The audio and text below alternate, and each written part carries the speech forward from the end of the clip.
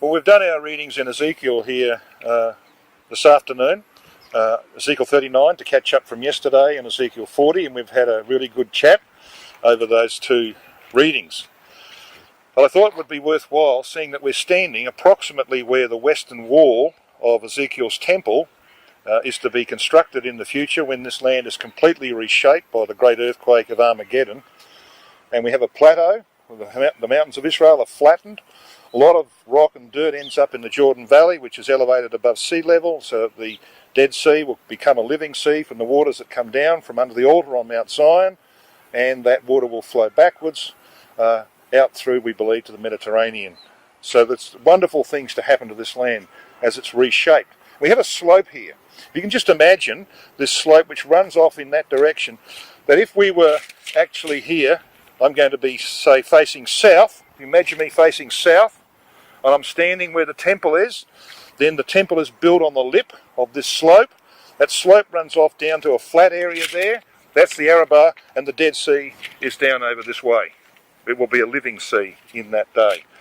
Down this direction, on that Arabah, some 30 kilometres or so, 20 odd miles to the south of the temple, is Yahweh Shammah, the enormous dormitory city where worshippers, mortal worshippers, will come and stay. And that city will be serviced not only by the Levites, who will have their portion close by in the Holy Oblation, but also be serviced by people from all the tribes of Israel, who will bring in the supplies that are needed to keep mortals alive. So that's basically what will happen when this land is reshaped. So here we are, we're standing on the western side of the temple, basically where that wall will be. And shortly we're going to walk down. We're going to go down through the valley of the Son of Hinnom. We're going to come up through the valley of the Kidron, and we're going to arrive on the eastern side, and we'll be approximately where the eastern wall will be. So where's Mount Zion here? Well, Mount Zion is directly over here. So that's the edge of the Turkish wall, and Mount Zion is probably, if you can see over here, there is a couple of trees, and between them there's a church spire of some kind over here. That is approximately where Mount Zion is. And it will be exalted, of course, above the surrounding area. It will stand out in that day. Now, that's very important, because in Psalm 48, we read about this. Psalm 48, in verse 1, "Great is Yahweh, and greatly to be praised in the city of our God, in the mountain of his holiness." So this is a description of Mount Zion in the future. It will become the mountain of his holiness. Now, I don't think you would describe it as a mountain of holiness today. All of those corrupt systems involved in that city, you wouldn't call it that today. This is about tomorrow. Then it says this in verse 2, "Beautiful for situation, the joy of the whole earth is Mount Zion." Now, Zion means conspicuous. It's not conspicuous today. Then it adds this, "On the sides of the north, the city of the great king." Now, when it says beautiful for situation, the Hebrew word there actually means elevation. Beautiful for elevation is Mount Zion on the sides of the north. Now, if there weren't any walls or buildings there, we could stand here from the west and you could actually see, you wouldn't call it a mountain, would you? A slight eminence. And we would say, well, that's Zion. You can do that from the east if there was no walls and buildings in the way. You can stand on the other side of the valley of the Son of Hinnom, and you might just get a glimpse of it. Okay? You can't see it from the north. It's not observable from the north. So what will happen is that this mountain will be exalted, and it will be seen from every direction. And that when people come up, they're not actually going to see the physical mountain, by the way. They're going to see the cloud that covers the mountain. It's like the tent. The tent that David constructed to put the ark in. It's described as the Ohel of David in Isaiah 16 and verse 5. In Isaiah 4 verse 5 we read that there will be a cloud covering that mountain to shroud the glory, because that's the place of the most holy. This is where immortals only can access. And so the glory will be concealed from mortals, because it would destroy them at times. It would destroy them, just like the glory would have destroyed Moses. So it will be shielded, but they'll see the glow of accepted sacrifices through that cloud and know that God has accepted them in this place. Wonderful things to come to this area. And we're going to walk right around Zion here this afternoon, okay, and take pleasure in the things that we know will shortly transpire in the earth.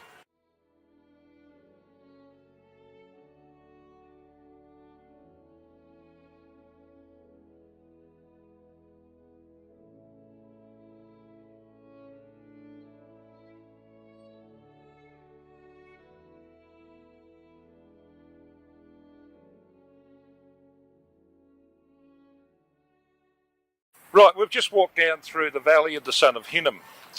And this is a place, of course, which is regarded by Yahweh as an abomination. Because this is where they burnt their children to Molech, on the arms of the god Molech. Now, I'm not sure whether you know what Molech looked like, but a bit like me, he had a pot belly. The thing was, it was a cave, and then there was a little platform on which they would light a fire. And he had his arms like this. And what you would do with your baby children, newborn babes, or children a little bit older, if you're Ahaz, the king of Judah, because he was the one who really got this thing going, what you would do is you would bring along your children. He burnt all of his children bar one. And I mean by burnt, he immolated them. He put them to death on the arms of Molech. The only one that survived was Hezekiah. Right? And Hezekiah was so seriously burnt on the arms of Molech that he didn't marry until he was 39 years of age. He was king. He could have married any number of women that he wanted to in those days. He did not marry. And we know from the record of Isaiah 52 that he's used as a type of Christ, whose visage was marred more than any man. You know, and it goes on to say in Isaiah 53 that we hid our faces from him. In the margin it's got, he hid his face from us. Right? Because you see he had these awful burns. As a very young child, baby, he was laid on the arms of Molech and the fire was lit underneath and he got seriously burnt. He had all of these red, blotchy burn marks all over him. And the reason he wasn't killed because he was Ahaz's successor. He needed a successor for the throne of David. All his other children were immolated in the fire. There's two records, and one of them's very clear about Hezekiah surviving. The other one's very clear about his other children not surviving. That's why this place, that went on for hundreds of years, was an abomination to Yahweh. You know what Hinnom means? Hinnom means moaning. This is the valley of the son of moaning. There was a lot of moaning going on in this valley. Not just the children who were laid on the arms of Molech and were roasted to death. Imagine the noises that they would be making, the screams and the moaning. What about the parents who stood there because they were compelled to think, well, the king does it, we've got to do it. See, so they're all putting their children on the arms of this god Molech. And Yahweh's in heaven looking down on this. And he calls this place an utter abomination. So there was all this moaning going on. So how are you going to control this? Well, the place is also called Tophet. And Tophet means drums. So you've got to drown out the moaning and you're going to drown out the screams of parents. You get a whole team of people beating on the drums. Imagine what this would be like in this little valley, see? So it drowns out all the moaning. What a hideous place this is. I made a comment to Chad on the way here that the valley of the Son of Hinnom's been like this for 3,000 years. It was an ugly place back then and it's still an ugly place, isn't it? It's an awful place. All this rubbish, all this burning around here. This is a place that Yahweh hates, and it's soon going to be changed because it's going to be filled up. All right, it's going to be filled up. There's going to be a slope over that way down to Yahweh Shema and to the living sea, but this is going to be filled up because the southern wall of the temple is going to be over this bank here. Okay, the southern wall of the house of God will be over that bank. This will no longer be a place where children are immolated. It will be a place where children will be educated.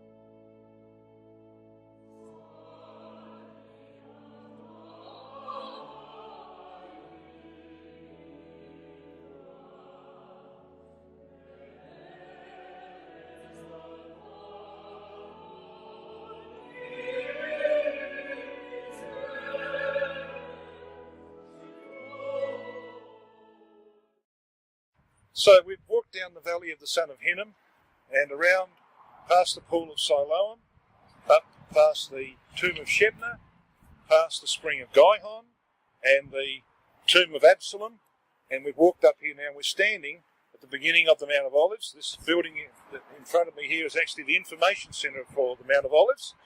And behind me, of course, you've got the eastern wall of the city of Jerusalem. You've got the golden gates, which are closed up there, bricked in, waiting for the day when they'll be opened in accordance with Psalm 24. And down here below me, of course, is the valley of the Kidron. When you look at certain ancient maps, you'll see that it's also called the valley of Jehoshaphat. And so in Joel chapter 3, verse 2, we read of the time when Yahweh will gather the nations in the valley of Jehoshaphat. We know this is the same prophecy as Ezekiel 38, Daniel chapter 11, and other prophecies that speak of that time. So it's the time when Christ and the saints will arrive at the Mount of Olives. They will have spent the last 10 years at Sinai. After the resurrection of the dead, there'll be a 12-month period for the judgment seat, then a 12-month period in which Christ will rejoice with his bride to fulfill the real meaning of Deuteronomy 24, verse 5. He will not be planning war. He will not be preparing his saints for war. He will be spending that 12 months just getting to know each individual member of his bride. It's going to take him 12 months to get around them. Then there'll be a 4.5-year period of preparation of the saints, and then the work will begin with Elijah and many saints going out to tell the Jews outside the land that the time is coming. They'll be laughed to scorn like the messengers of Hezekiah. It won't be an effective work. And then, of course, Gog will come down from Constantinople, Istanbul, and the invasion of the Middle East will begin. They're aiming ultimately to get to Egypt, coming down the coastal strip of the land of Israel. Meanwhile, Christ and the saints are dealing with the Sinaitic Arabs to prepare them for the Jews who will flee when Gog takes control of the land. And, of course, they will then go in behind the Gogian host when the Gogian host hears tidings from the east, that's Christ and the saints, in the area of the Sinaitic Peninsula. Tidings from the north is what's going on as the other nations gather and ensconce themselves around Jerusalem. So Gog will come back, Christ and the saints will go in behind them into Egypt, begin the process of smiting and healing Egypt, and then, of course, arrive at the vital moment while the Russian forces, who have conquered the rest of the land by this time and defeated all other comers, will have 185,000 men in this valley. So why do I say 185,000?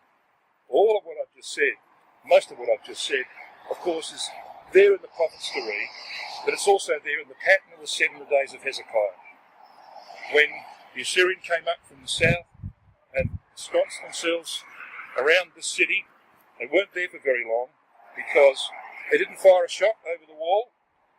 Not an arrow was fired over the wall of Jerusalem in that time, and that, of course, is prophetic of the time to come. Because when the Gogian host is outside these walls, they'll be here for one reason, and that will be to take the last piece of land in Israel that they don't control, and that will be the Temple Mount. Because the Jews, when they took that on the 7th of June 1967, made a vow, and that vow was, we will never give up this piece of land to the last drop of blood, and they won't. And the prophecy tells us that they'll be there when Christ and the saints arrive at the Mount of Olives. And it splits into, and the great earthquake completely decimates, destroys all that you see around here, completely reshapes this land and develops that plateau which we talked about, and the great Arabah that will run down to the new sea, the living sea, as it's now the Dead Sea, and of course down to Yahweh Shema to the south. So these are the events that are prefigured, of course, in what happened in the days of Hezekiah. You know, the prophecy is that when they come here, the reason they don't fire a shot over this wall, the reason the Russians don't bomb Jerusalem is because of what we've just read in Ezekiel 36. They will say, we're just about to take the ancient holy places into our possession, because they'll be under strict instructions from two very powerful religious men. The Pope in the West, the head of the Russian Orthodox, Greek Orthodox Church in Constantinople then, will be saying to them, don't you dare, you military generals, don't you dare fire cannon into Jerusalem or drop bombs into Jerusalem, because you'll destroy our holy places. We've come to take possession of them. Well, of course, the earthquake will destroy those holy places, so it's a hopeless cause for them. This valley down here is called the Valley of Jehoshaphat on ancient maps. This is the place where that 185,000 men will be gathered, waiting to starve out the remaining Jews in the city. But Christ and the saints will arrive. You know where the fault line runs? To the city? There's a church over there. See those domes on the church there? That's the church of all nations. All right? Notice the name. The church of all nations. I will gather all nations against Jerusalem to battle. Okay? So half the city goes into captivity. But the other half of the people are not cut off from the city, because they'll be up there on the Temple Mount. When Christ and the saints arrive, the fault line runs through there. Half this mountain goes toward the north, half goes toward the south, and there's a very great valley that creates this place of the Arabah. So the fault line underneath is underneath that church. Very appropriate thing, isn't it? Very appropriate that it should be that way.